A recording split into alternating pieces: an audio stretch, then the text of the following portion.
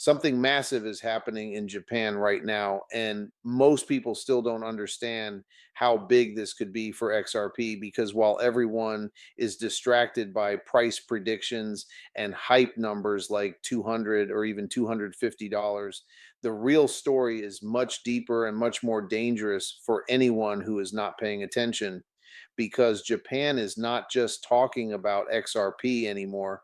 They are actively integrating it into real financial systems, real payments, and even regulated financial products.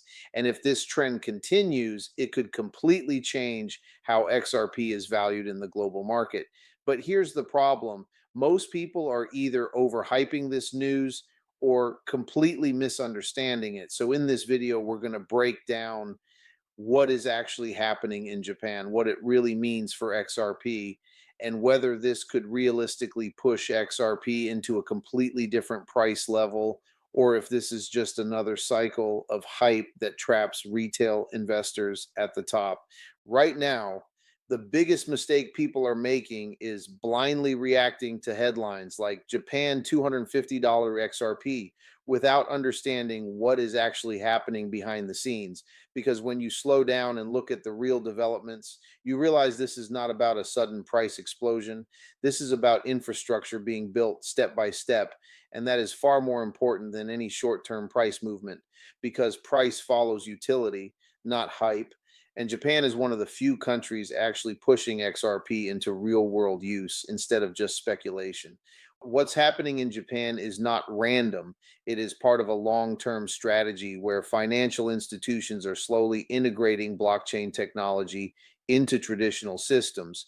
And XRP is right in the middle of that transition, especially through partnerships with major financial players who are not experimenting anymore. They are deploying real solutions. And one of the biggest examples of this is how XRP is being used for cross border payments, where transactions can settle in seconds instead of days and at a much lower cost compared to traditional systems like SWIFT. Now, think about that for a second because this is where most people fail to connect the dots. They hear fast payments and assume it automatically means price will explode overnight, but that is not how markets work. Adoption builds slowly and then suddenly, when enough infrastructure is in place, the demand side starts to shift. And that's when price reacts aggressively, not before. And Japan is currently in that early to middle phase where infrastructure is being tested, expanded, and regulated. Another major development that people are not fully understanding is Japan's regulatory direction, because there are strong signals that XRP could be treated as a regulated financial product instead of just a crypto asset, which is a massive shift in how it is perceived and used. And this matters more than any hype price target, because once an asset gets regulatory clarity in a major economy like Japan, it becomes far easier for institutions to adopt it without legal uncertainty.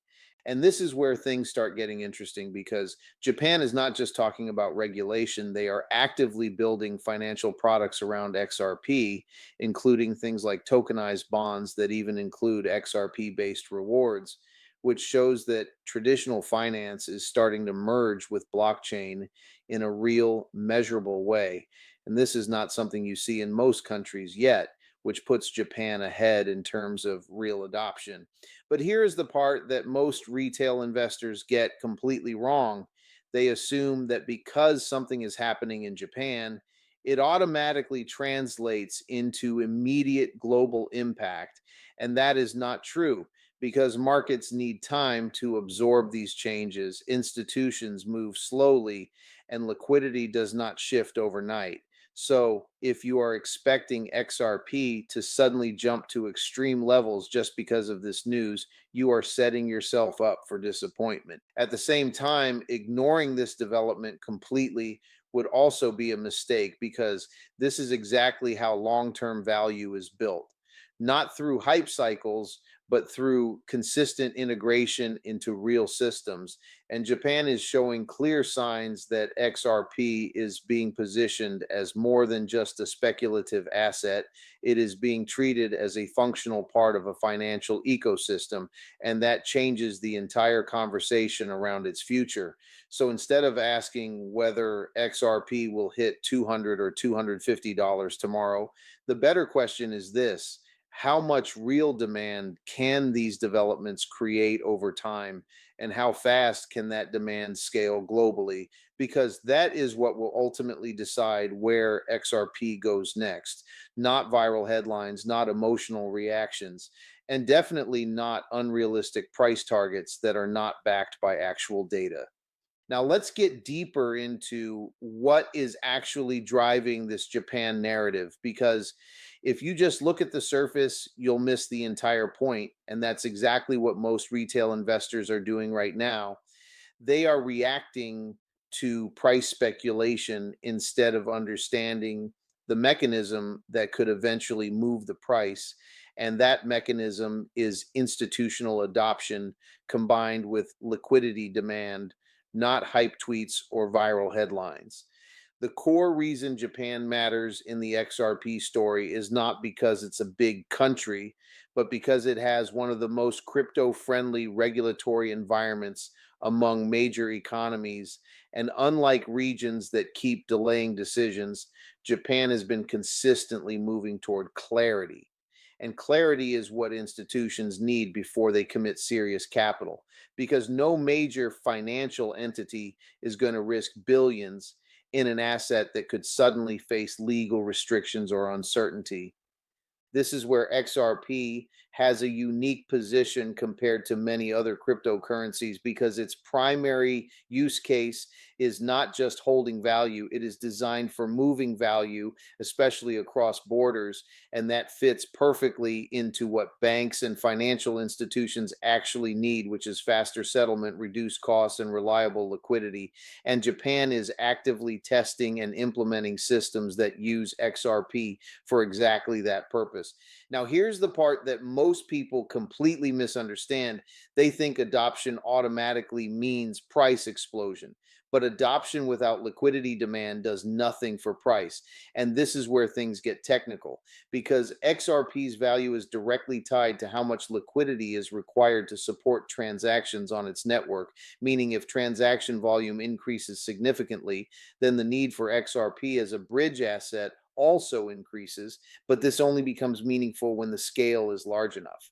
So the real question is not whether Japan is using XRP, because in some capacity it already is. The real question is how much volume will flow through these systems, and whether that volume is enough to create sustained buying pressure, because without that, the price will remain heavily influenced by speculation rather than utility.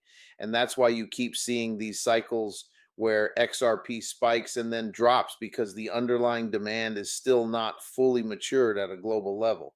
Another important factor that is being overlooked is the role of major financial groups in Japan, especially those that are actively building blockchain based financial products, because this is not just about payments anymore. This is about integrating XRP into broader financial ecosystems, including things like digital securities, tokenized assets, and even reward systems tied to blockchain infrastructure.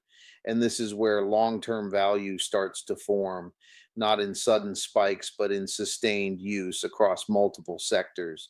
But again, don't twist this into blind optimism, because there is still a huge gap between early adoption and mass adoption, and most projects never make that jump. So, assuming XRP will automatically dominate just because it has a presence in Japan is lazy thinking. You have to consider competition, regulatory changes in other countries, and whether global financial institutions will actually align around XRP as a standard. Because if they don't, then its growth will be limited regardless of what happens in Japan.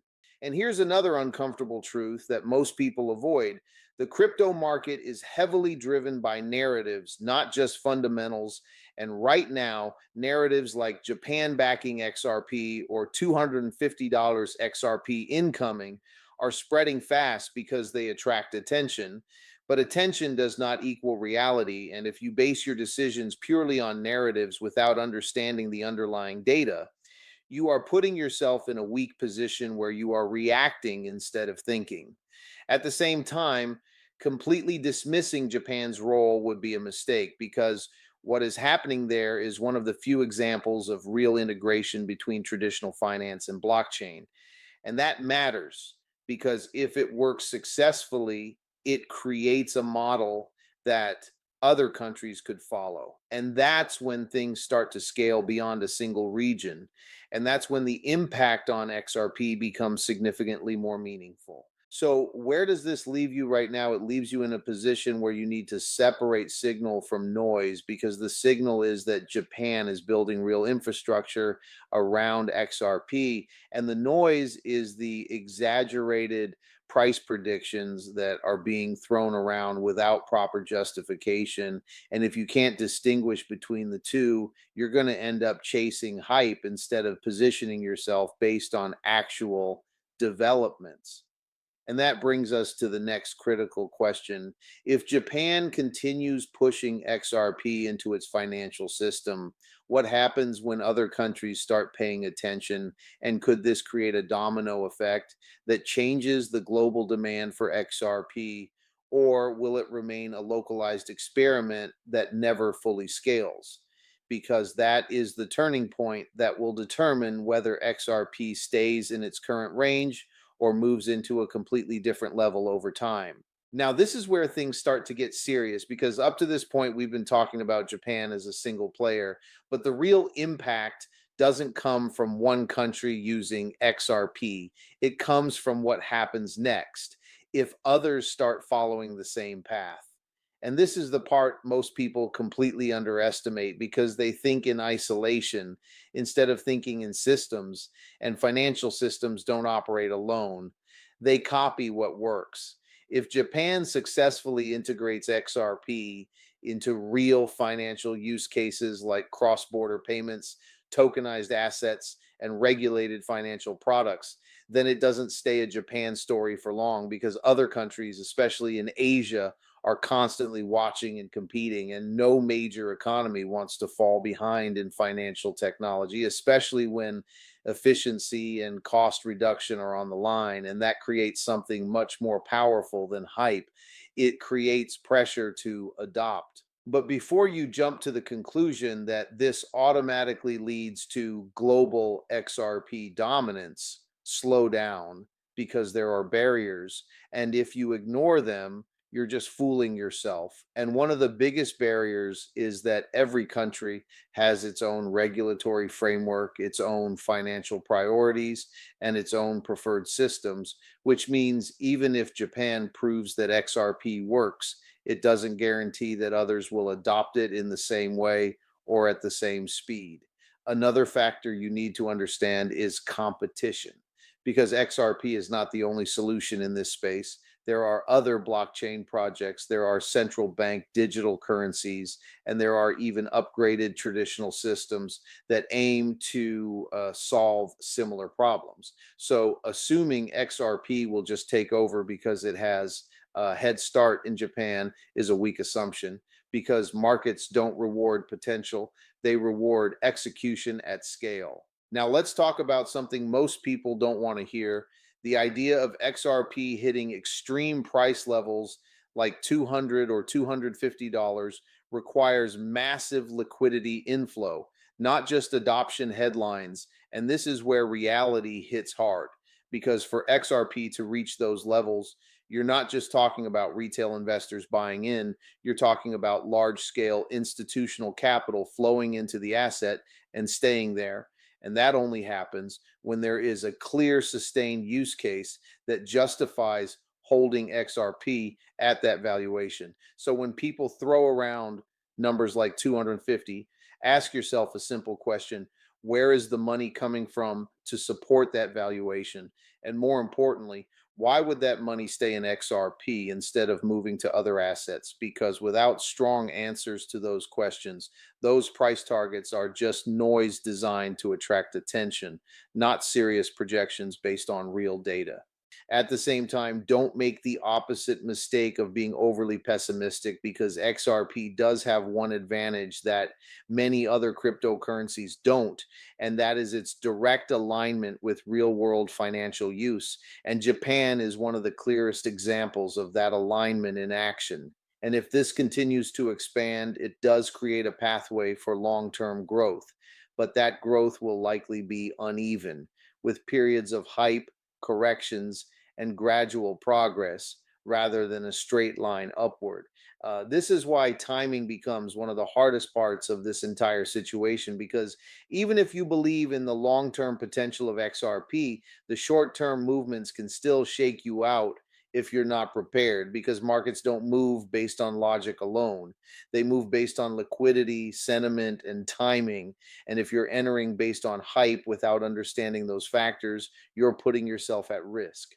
Now, let's connect this back to Japan again, because what Japan is doing right now could act as a trigger point, not an immediate explosion, but a gradual shift in perception. Because once a major economy demonstrates that XRP can function within a regulated financial system, it reduces uncertainty for others. And that is a key step toward broader adoption. But again, this is a process, not an overnight event. And here's the uncomfortable truth you need to accept: most people will not benefit from this kind of development, even if it plays out successfully, because they will either enter too late, exit too early, or react emotionally to short term price movements. And that's why understanding the bigger picture matters more than chasing every piece of breaking news. So instead of asking whether Japan will send XRP to extreme price levels immediately, the smarter approach is to watch how this situation evolves. Look for signs of expansion beyond Japan.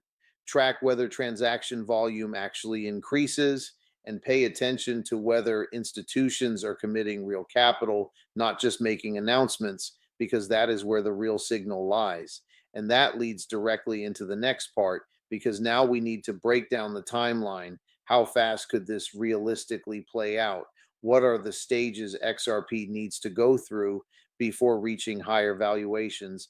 And most importantly, what are the risks that could completely slow this down or even stop it altogether? Now, we need to talk about something most people avoid completely, and that is the timeline, because this is where unrealistic expectations destroy people's decisions. And if you're sitting there thinking this Japan development is going to push XRP into extreme price levels in a matter of weeks or even a few months, you're setting yourself up for frustration, because financial systems do not move that fast, especially when regulation, infrastructure, and institutional capital are involved. Let's break this down in a way that actually makes sense, because there are clear stages that any asset like XRP has to go through before it reaches higher and more stable valuations. And Japan right now is somewhere between the early integration stage and the expansion stage, not the final phase where mass adoption is already driving price at scale. And if you don't understand this, you're going to misread every price movement.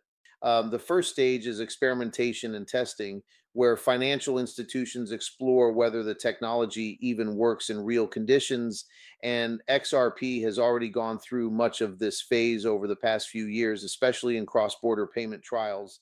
And that's why you're now seeing more serious integration efforts instead of just pilot programs, which is a positive sign, but it's still not the end game. The second stage is controlled integration. And this is where Japan currently stands, because systems are being implemented, regulations are being shaped, and financial products are starting to include XRP in a structured way. But this is still happening within limited environments, not at full national or global scale. And that means the actual impact on price is still restricted, because the volume is not yet large enough to create massive demand pressure. The third stage, which is where things start to accelerate, is expansion and replication. And this is where other institutions, other sectors, and potentially other countries begin adopting similar systems. not because they are forced to, but because it becomes economically beneficial to do so. And this is the stage that could significantly increase XRP's utility and demand, but we are not fully there yet. And pretending that we are is just ignoring reality. And then comes the final stage, which is large scale adoption, where XRP becomes deeply integrated into global financial systems with consistent high transaction volumes, strong institutional participation, and clear regulatory frameworks across multiple regions. And this is the stage where price can reach levels that seem unrealistic today. But getting there is not a straight path, it's a long process with setbacks, delays, and unexpected challenges. Now, let's talk about those challenges, because if you ignore the risks, you're not analyzing, you're just hoping, and hope is not a strategy. One of the biggest risks is regulatory inconsistency, because even if Japan moves forward with XRP, other major economies like the United States or parts of Europe could take a different approach. And if global regulations don't align, it slows down adoption significantly. Another major risk is competition, because financial institutions are not loyal to a single technology. They will use whatever is most efficient, cost effective, and widely accepted. And if another solution, whether it's a different blockchain or even a centralized system, offers better advantages, then XRP's growth could be limited regardless of its early progress in Japan. There is also the risk of overhype itself, which sounds ironic, but is very real, because when expectations get too high, the market tends to correct aggressively. And that's when you see sharp drops that shake out inexperienced investors. And this cycle repeats over and over again in crypto. And XRP is no exception. So if you're entering based on hype without understanding the timeline, you're likely to get caught in that cycle. Now, here's the part you need to take seriously, because this is where most people fail. They focus on the end result without respecting the process. And in markets, the process is everything, because that's where the real opportunities and risks exist, not at the final outcome that everyone is already talking about. And right now, Japan represents a process signal, not a final result. So instead of asking, when will XRP hit 250, the more useful question is, what stage is XRP currently in and what needs to happen next for it to move forward? Because that's how you stay ahead instead of reacting late. And if you can track these stages properly, you'll have a much clearer understanding of where the real opportunities are and where the risks start increasing. And that brings us to the final part, because now we need to tie everything together, cut through the hype completely, and answer the question directly: what does this Japan news actually mean for XRP's future? What is realistic? What is exaggerated? And what you should actually be paying attention to if you don't want to get trapped by misleading narratives. Now, let's bring everything together and cut through the noise, because at this point, you've seen both sides of the situation: the hype that's pushing extreme price targets like 200 or even $250, and the actual developments happening in Japan that are far more grounded, but also far more important if you're thinking long term. And this is where you need to be honest with yourself, because the way you interpret this information will directly affect how you position yourself in the market. The reality is simple: Japan is not sending XRP to 200 or $250 overnight. And anyone telling you that without solid data is either guessing or trying to grab attention. But at the same time, ignoring what is happening would also be a mistake, because Japan is one of the few places where XRP is being pushed into real financial use.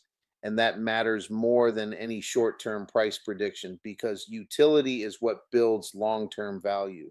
What Japan is doing right now is laying the groundwork, not delivering the final outcome. And that distinction is critical, because groundwork creates potential, not guarantees. And if that groundwork expands beyond Japan, if other countries start adopting similar systems, if transaction volume increases significantly, and if institutions begin committing serious capital, then yes, XRP could move into a completely different valuation range over time. but that process will take time and it will not be smooth.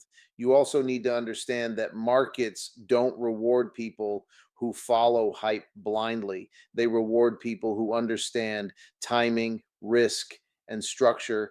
And right now, the structure around XRP is improving, but it is not complete. And that means there is still uncertainty, still volatility, and still a lot of room for both upside and downside.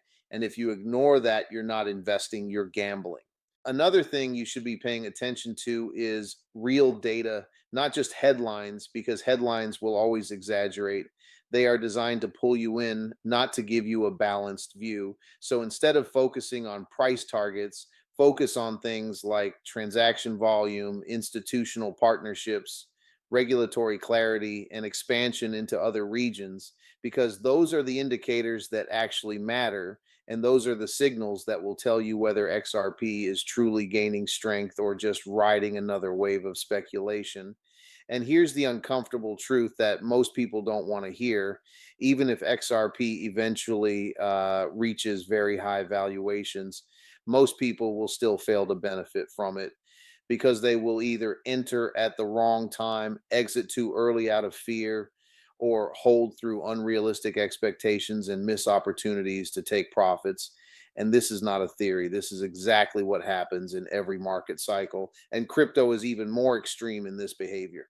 So, what should you actually do with this information? You should stay grounded, track real developments, avoid emotional decisions, and most importantly, stop chasing numbers that are not backed by clear reasoning, because numbers like 200 or $250 sound exciting, but without a solid path to get there, they are just distractions that can lead you into poor decisions. At the same time, don't fall into the trap of ignoring long term potential just because short term expectations are unrealistic. Because XRP does have a unique position in the market, especially if it continues to integrate into real financial systems.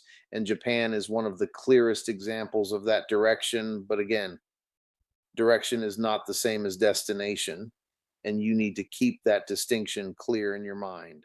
So the bottom line is this: Japan's involvement with XRP is a strong signal of growing utility and potential, but it is not a guarantee of extreme price levels in the short term. And if you can understand that balance, you put yourself in a much stronger position than most people who are either blindly bullish or completely dismissive. Now, if you found this breakdown valuable and you want more clear, no nonsense analysis instead of hype, make sure you subscribe and stay updated, because the market moves fast, narratives change quickly, and the only way to stay ahead is to focus on real information instead of emotional reactions. And before you make any decisions, remember this clearly: this content is for informational purposes only and should not be considered financial advice. Always do your own research, understand the risks involved, and never invest money you cannot afford to lose, because at the end of the day, the responsibility is yours, not anyone else's.